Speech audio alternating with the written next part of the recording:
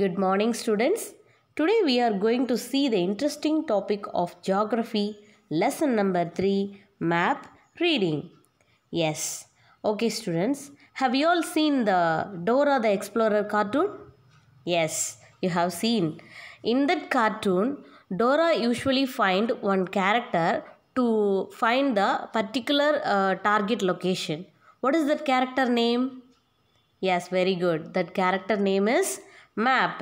The map shows the way how to reach the target, that is their destination, right?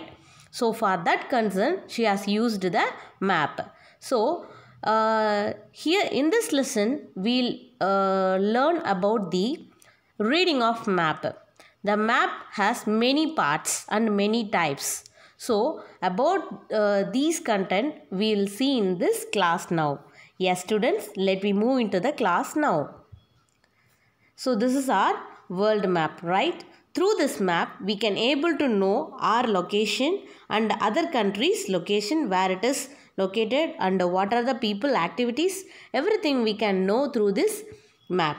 So from this lesson finally we'll learn about the comparison of map and globe, identifying the components of map, and it helps us to know the method of representation of scale on a map. It will describe how signs and symbols are used on a map. Finally, we'll understand the different types of map. Yes, students, let me move into the class now. First, we'll start the lesson with the introduction. So, map and globe are important tool for geographers. So, to whom this map and globe is very important? That is geographers. Cartographers. Who is cartographers? Cartographers only making the map. That is they only draw the map in a correct measurement. So they are called as cartographers. So cartographers use various methods to make the map as precise as possible. So they design the map that can be read and easily understand by the common people. So with this way they can able to easily reach their destination. So let me know what is map. What is map? Map is a visual representation. What is that? Visual representation of an entire or a part of an area which typically represented on a flat surface. You know that our earth is spherical shape, right? That spherical shape we can show on a map in a flat surface. So map is a visual representation of an entire or a part of an area. So the map help us to illustrate specific and a detailed feature of a particular area. So with this we can find the our destination or which place we want to know where it is. So most frequently used to illustrate geography. This map mostly used for illustrate the geographical location. Map reading. What is map reading? Map reading is an act of interpreting or understanding the geographic information which portrayed on the map. So map reading is an act of interpreting or understanding. So this map reading helps us to understand the parts and its components of a map. The reader should be able to develop a mental map of the real world information. So with this map we can able to know the particular place. So now we are going to see about the difference of maps and globes. Okay, what is the difference between map and a globe? Yes, map. It is a two-dimensional representation of a certain region. What is that? Two-dimensional. Okay, but globe is a three-dimensional. What is that? Three-dimensional representation of the entire world. Okay, so it is just a model of the earth. It's a miniature of the earth also we can say. So map is a two-dimensional representation. Globe is a three-dimensional representation, and it is a model of the earth. What is that? It is a model of the earth. Next, let we see the components of map. Okay, ma'am. You said what is map and what is map reading, everything. Now we are going to see the components of map. What are the parts in a map? Yes, see, the first one is title. First one is title. Second, scale. Third, legend or a key. This is called as legend or a key. Next, direction. Next, source. Map projection and locational information. Next, conventional sign and symbol. These everything we will see one by one now. First one, title. What is that? Title. With the name itself, you know, title. This title tells about the content of a map. See here on example, it is a map which explain the population density. So here this population density is a title of the map. With this title we can find what kind of map it is and what it is represent. Okay, so it is placed usually at the top corner or at the bottom of the map. So it usually placed on the top of the map or at the bottom of the map. Next, the component is scale. Scale, it is a ratio between actual distance on the ground and the distance shown on the map. In a short answer, they will ask you what is scale. Scale is a ratio between actual distance on the ground and the distance shown on the map. Each map has its own scale which indicated on the map. Here we have two type of scale map. First one is small scale map. What is that? Small scale map. This map used to show the large areas. What is that? Large areas like continents or countries. This everything is drawn on a small scale map. You just imagine the opposite. Large areas shown in a small scale map. Second one is large scale map used to show a small areas like district, taluks, particular town. This usually drawn on a large scale map. In the opposite direction you can know. Large areas shown on a small scale map. Small areas shown on a large scale map. This is the difference between two scale maps. Now let we see the different scales. So scales on a map represented in three different ways. How many ways? Three different ways. So scale on a map represented in three different ways. First one is statement or verbal scale. Second one, representative fraction, that is simply they called as RF or ratio scale. Third one is graphical or bar scale. See, in a graphical bar scale, this is drawn like this. It just look like a graph, right? Yes. Second one is verbal scale. Verbal scale usually mentioned in 1 centimeter or 1 inch like that. So, third one is representative fraction. This is east in a ratio level they will show to you. So, this is the three different type of scale. Each scale we will see now. First one is statement or verbal scale. What is that? Statement or verbal scale. The map scale is stated in words. So this kind of scale is stated in words. That is 1 centimeter to 1 kilometer. That is 1 centimeter on the map correspondent to 1 kilometer distance on the ground. Just understand the concept, dears. So in a ground, if we mention 1 kilometer, they will mention 1 centimeter on a map. So you just understand, in a map if they mention 1 centimeter, that indicates on a ground that is equal to the 1 kilometer. So this verbal scale has some characteristics. Here they have given you two characteristics. First one is, if the numerator is in centimeter, the denominator is either in meter or kilometer. That is, they are trying to say that the centimeter on a map is equal to 1 kilometer or 1 meter on a ground.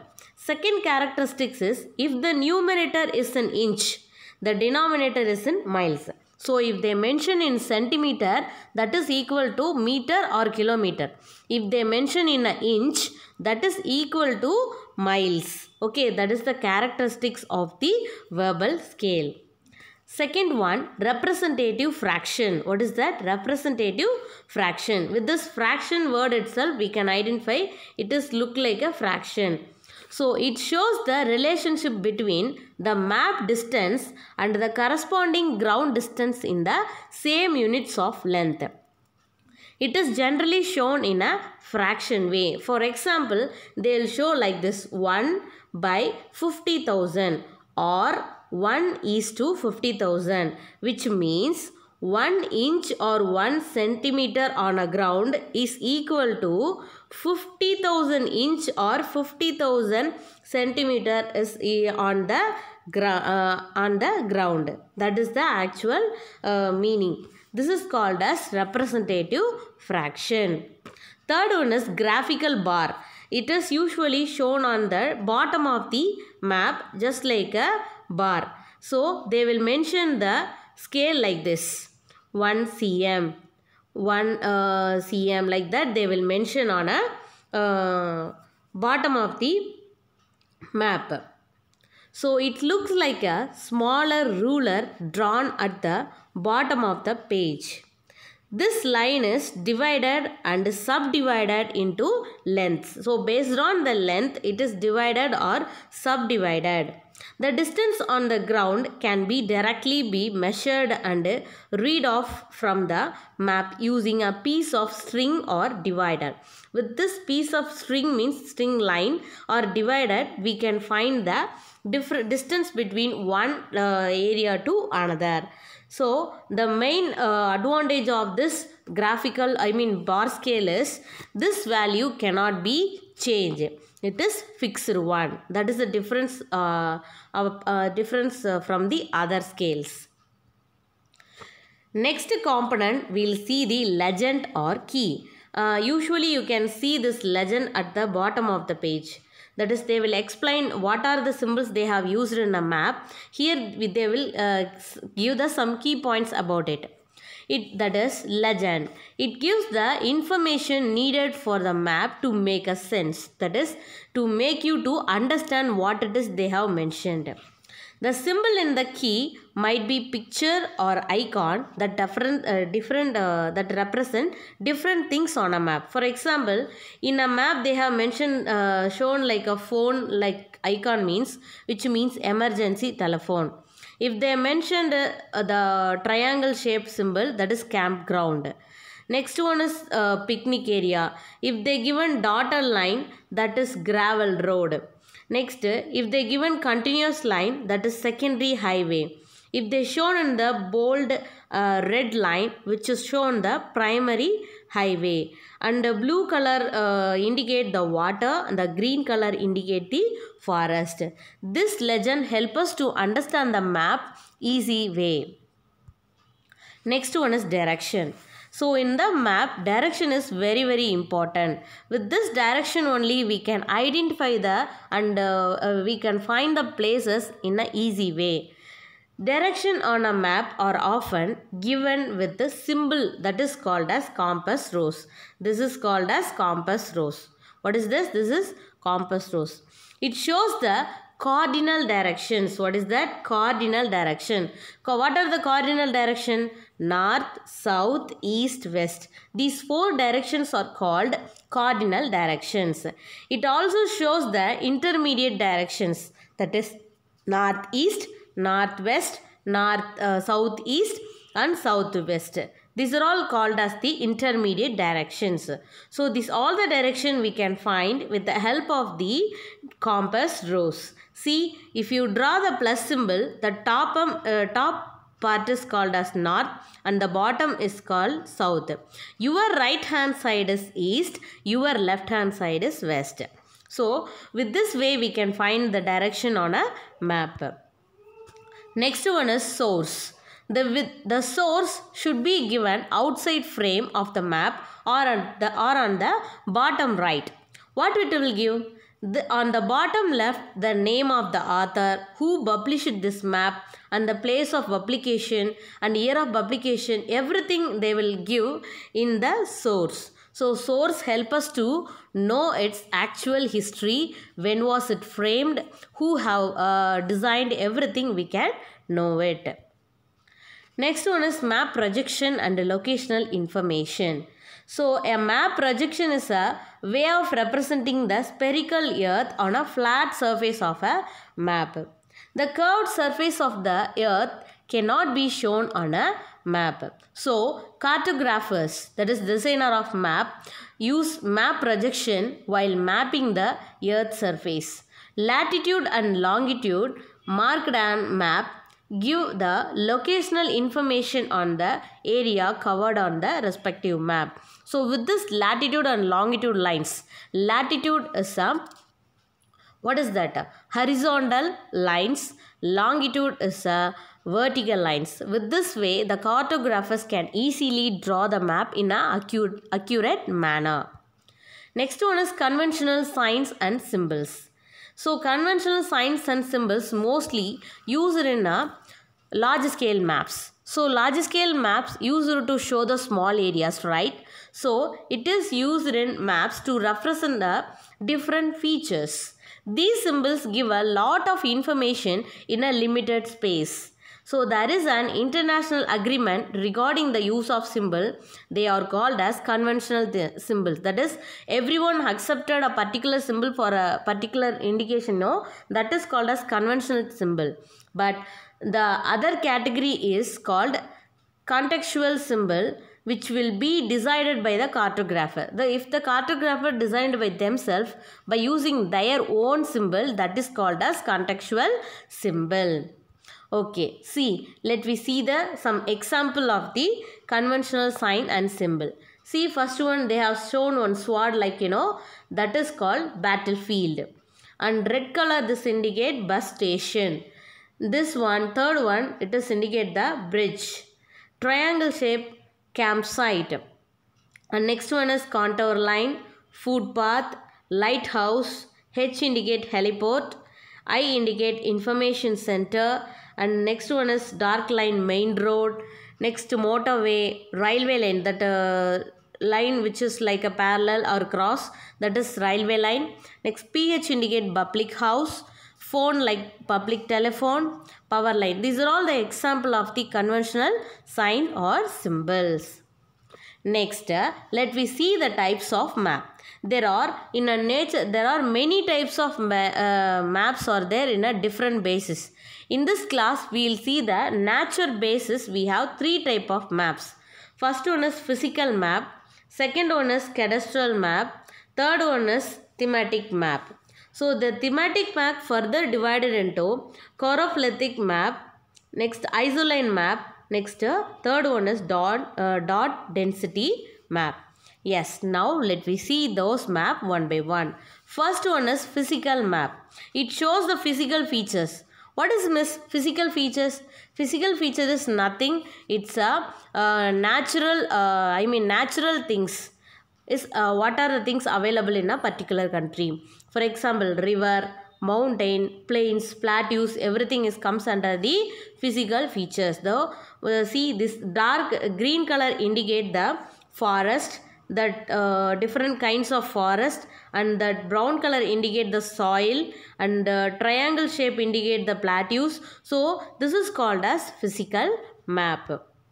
Next one is cadastral map. Cadastral map, it shows the boundaries of a land within a specified area. See, this is for example, it is a map of Chennai, means it shows the boundaries of one area to another area. The blue color indicate the river path, green indicate the lawn, and what is that?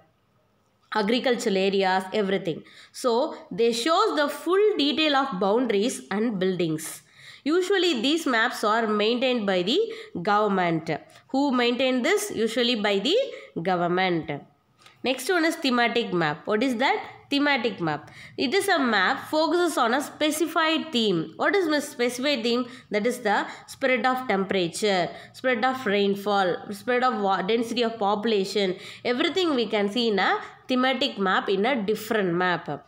It has two kinds. One is qualitative, second one is quantitative. Qualitative shows the quality of a particular area. The best example is distribution of soil, distribution of rainfall, everything we can say.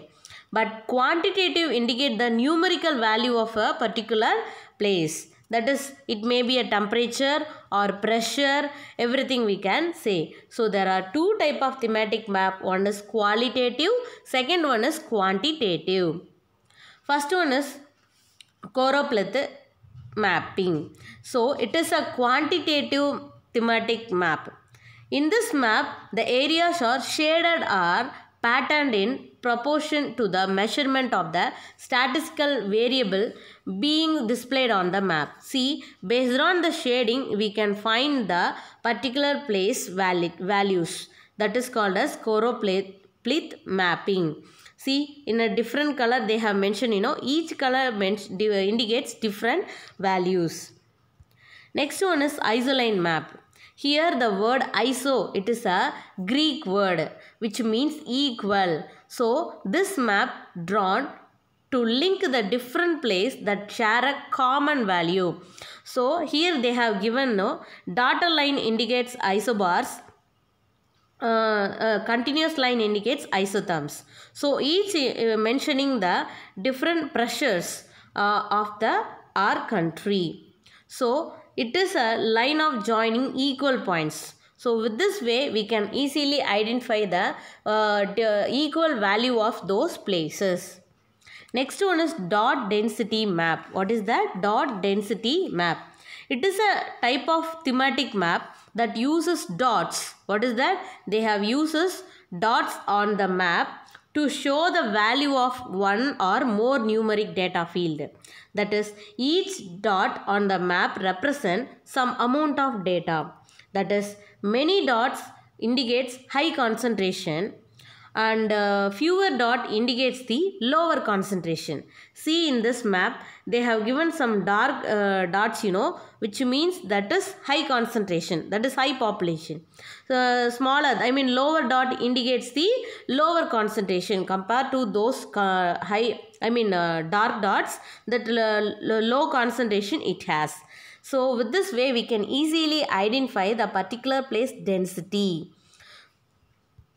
So in this lesson you have learned fully about the map, how to understand that, what are the components are there and what are the types, everything you have learned in this lesson. I hope you all have understand these lesson very well. So I'll meet you in a next class, students. Thank you everyone.